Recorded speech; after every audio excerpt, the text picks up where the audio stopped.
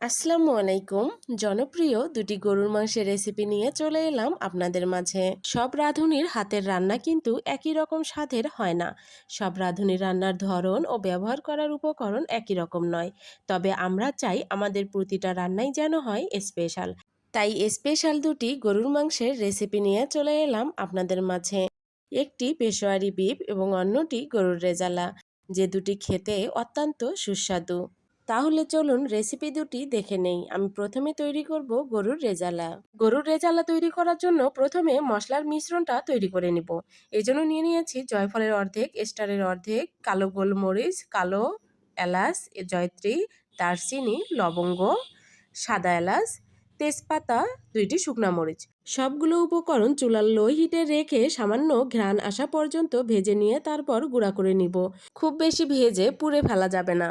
এখন নিয়ে নিব 20 থেকে 25টা চীনাবাদাম এবং 8 থেকে 10টা কাঠবাদাম। এখন গরম পানি দিয়ে ভিজিয়ে রাখবো 10 থেকে 15 মিনিটের জন্য।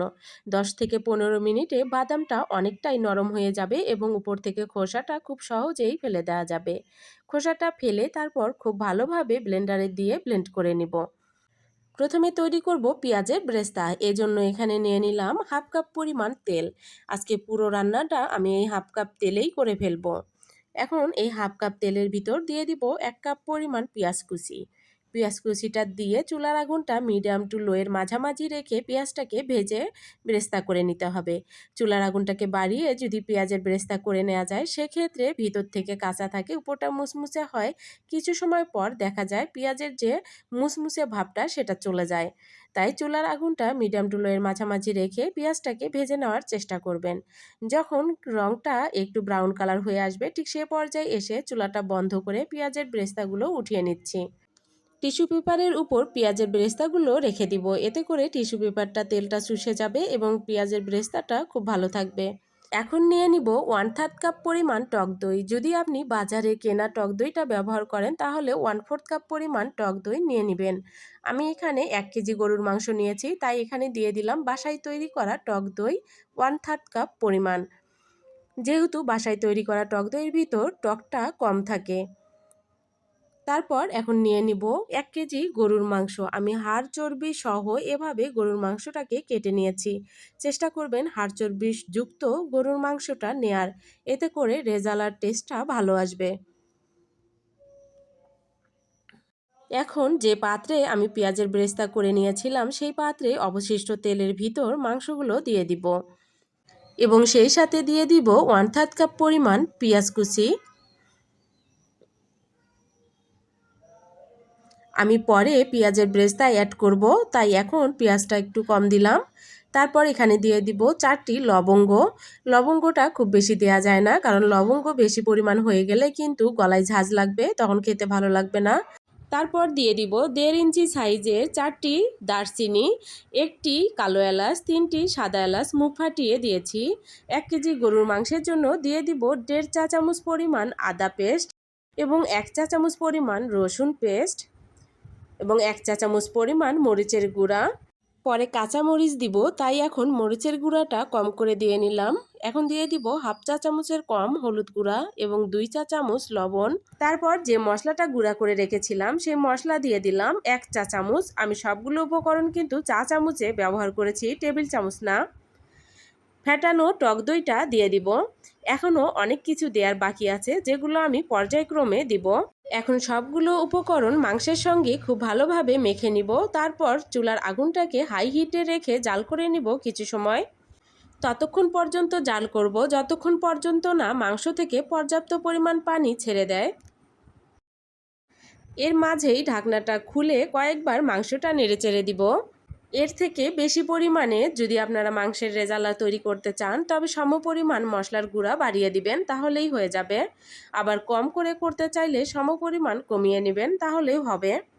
আবারও ঢাকনা দিয়ে ঢেকে অপেক্ষা করব যথেষ্ট পরিমাণ পানি বেরিয়ে আসা পর্যন্ত।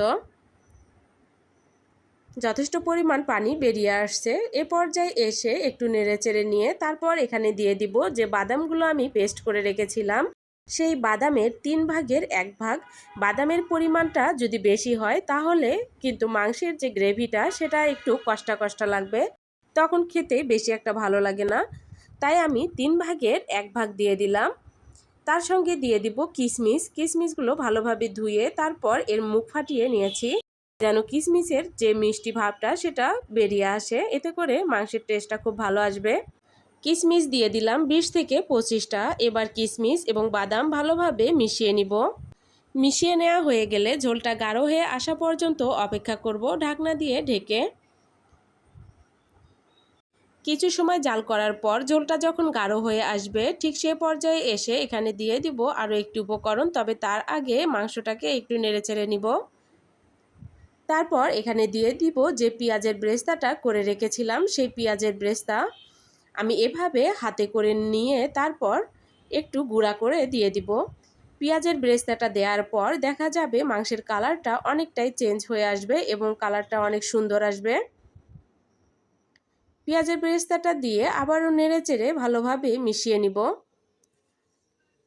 তারপর চুলার আগুনটাকে মিডিয়াম টু লো এর মাঝামাঝি রেখে অপেক্ষা করব মাংস এবং পেঁয়াজ থেকে তেলটা আলাদা হয়ে আসা পর্যন্ত। কিছু সময় পর দেখা যাবে মাংস এবং মশলা থেকে তেলটা আলাদা হয়ে আসছে। এখনও অনেক কিছু দেওয়ার বাকি আছে, আমরা পর্যায়ক্রমে সেটা দিতে থাকব। তার আগে মাংসটাকে একটু নেড়েচেড়ে কষিয়ে নিব এবং দেখে নিব মাংসটা কি পরিমাণে সিদ্ধ হয়েছে।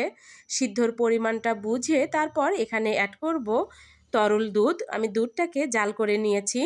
জাল করা দুধ এখানে দিয়ে দিলাম কুসুম গরম অবস্থায়। যদি এখানে আরও বেশি প্রয়োজন হয় আপনার পানির, তবে পানিটাও দিয়ে নিতে পারেন। আমি এখানে 1 কাপ দুধ দিয়েই মাংসটাকে সিদ্ধ করে নিব। তার সঙ্গে দিয়ে দিব 10 থেকে 12টির মতো কাঁচামরিচ, এতেই ঝালটা হয়ে যাবে। ভালোভাবে মিশিয়ে নিব। এখনও অনেক কিছু দেওয়ার বাকি আছে। তার আগে মাংসটাকে চুলার আগুন একদম লো ফ্লেমে রেখে খুব ভালোভাবে সিদ্ধ করে নিব। এর মাঝে এসে একটু নেড়েচেড়ে দিব।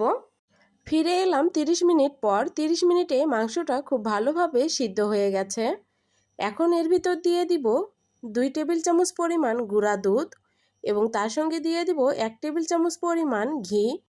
ঘি এবং গুঁড়া দুধ দিয়ে নেড়েচেড়ে খুব ভালোভাবে মিশিয়ে নিব। মিশিয়ে নেওয়া হয়ে গেলে এখন ঢাকনা দিয়ে ঢেকে দমে রেখে দিব 5 মিনিটের জন্য। চুলার আগুনটা একদম লো ফ্লেমে থাকবে।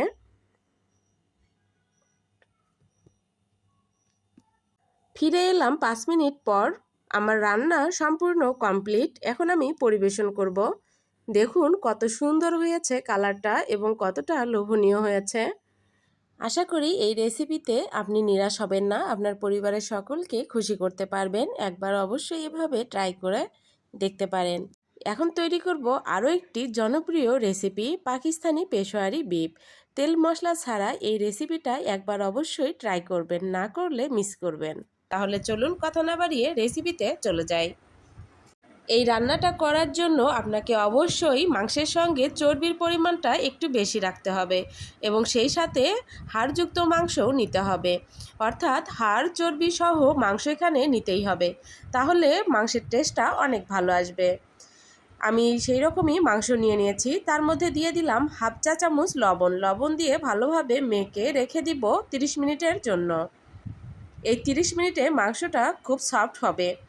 অবশ্যই এই 30 মিনিট রেখে দিতে হবে। আমি 30 মিনিট পর ফিরে এলাম। মাংসটা কিন্তু অনেকটাই সফট হয়ে আসছে। এখন আমি সরাসরি রান্নায় চলে যাব। পেশোয়ারি বিফের আসল রেসিপিতে কখনোই ঘি বা তেল ব্যবহার করা হয় না। আমি এখানে একটু ঘি দিলাম টেস্টটা আরও ভালো পাওয়ার জন্য। তবে তেল কিন্তু ব্যবহার করা যাবে না। যদি আপনি ঘি দিতে না চান তাহলে না দিবেন, চর্বি এবং মাংসটা দিয়েই রান্নাটা করে ফেলবেন। তেল দিলে কিন্তু মাংসর টেস্টটা ভালো আসবে না। ঘি পুরোপুরি গরম হয়ে আসলে তারপর এখানে দিয়ে দিব মাংসটা দিয়ে কিছু সময় নেড়েচেড়ে এখানে দিয়ে দিব আলু। আলুটা অনেকেই পছন্দ করে না, তবে যারা পছন্দ করেন না তারা না দিলেও চলবে। তবে আসল পেশোয়ারি বিফে কিন্তু আলুটা দিয়ে দেয়। কিছু সময় ভেজে নেওয়ার পর এখানে দিয়ে দিব 3টি ছোট সাইজের রসুন, আস্ত রসুন। রসুনটাকে ভালোভাবে ধুয়ে নিতে হবে।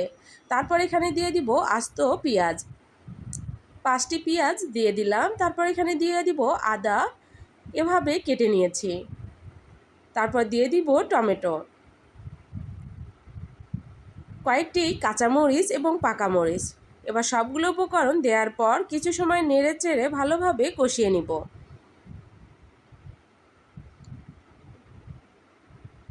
ঢাকনা দিয়ে ঢেকে আরও কিছু সময় কষানোর জন্য রেখে দিব। 2 থেকে 3 মিনিট পর আমি ঢাকনাটা খুলে আবারও নেড়ে চেড়ে কষিয়ে নিব।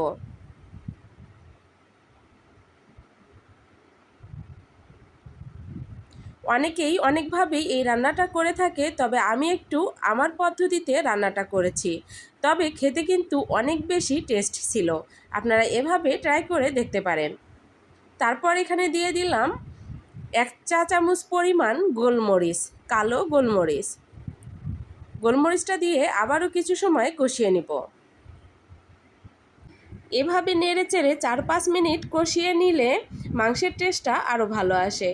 তবে অথেন্টিক রেসিপিতে এভাবে কষিয়ে নেয় না, মেখে দিয়ে তারপর ঢাকনা দিয়ে ঢেকে চতুর্পাশটা আটা দিয়ে বন্ধ করে সিদ্ধ করে নেয়। মাংসটা কষিয়ে নেওয়া হয়ে গেছে। এখন আমি পর্যাপ্ত পরিমাণ পানি দিয়ে দিব মাংসটা সিদ্ধ হওয়ার জন্য।